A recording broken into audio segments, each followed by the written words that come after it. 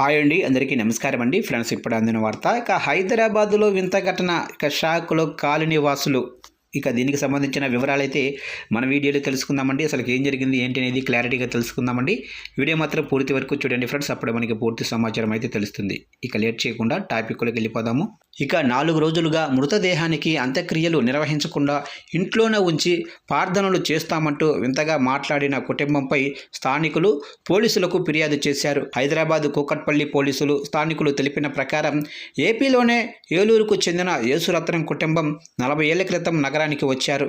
ఎస్ఐగా పనిచేసిన ఆయన 10 ఏళ్ల క్రితం చనిపోయారు. ప్రస్తుతం ఆయన భార్య సమంతకమణితో పాటు 2 కుమార్తెలు సునీత, శైలజ, కుమారుడు జయరాజులు కూకట్పల్లి రామకృష్ణ నగర్లోనే శ్రీ సాయి భరద్వాజ్ అపార్ట్మెంట్లో అద్దెగా ఉంటున్నారు. 3 పిల్లలకు ఇప్పటి వరకు వివాహం కాలేదు. వారం రోజులుగా అనారోగ్యం సమస్యలతో బాధపడుతున్న చిన్న కుమార్తె శైలజను స్థానికంగా ఓ ఆసుపత్రిలో చేర్పించారు. చికిత్స పొందుతూ ఈ నెల 13వ తారీఖున చనిపోయింది. అదే రోజు మృతదేహాన్ని ఇంటికి తీసుకొచ్చారు. శవాలను భద్రపరిచే రిఫ్రిజిరేటర్ను కూడా తెప్పించి మృతదేహాన్ని అందులో పెట్టి తలుపులు బిగించుకొని ఇంట్లోనే ఉంటున్నారు.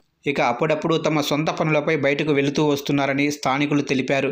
అంత్యక్రియల నిర్వహణ గురించి పట్టించుకోకపోవడంతో ఇరుగు పొరుగు కలగజేసుకుని ఆ కుటుంబ సభ్యులను నిలదీశారు. అంత్యక్రియలు మా ఇష్టం, వచ్చినప్పుడు చేసుకుంటాము, అడగటానికి మీరెవరు అంటూ స్థానికులతో గొడవకు దిగారు.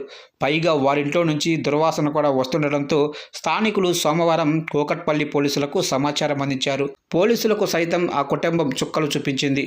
ఎంతకీ తలుపులు తీయలేదు. చివరకు పోలీసులతో సైతం మా ఇష్టం వచ్చినట్లు చేసుకుంటాము, అడగటానికి మీరెవరు అంటూ వాగ్వాదానికి దిగారు. అంత్యక్రియలు నిర్వహించుకుంటే తామే జీహెచ్ఎంసీకి అప్పగించి కార్యక్రమం పూర్తి చేస్తామని పోలీసులు హెచ్చరించడంతో దిగొచ్చారు.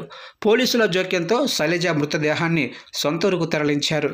కాగా మృతురాలి మానసిక పరిస్థితి సరిగ్గా లేదని, మృతురాలి కుటుంబం ఎవరితోనూ కలవరని, మాట్లాడరని, భిన్నమైన జీవితాన్ని గడుపుతున్నారని స్థానికులు పేర్కొన్నారు.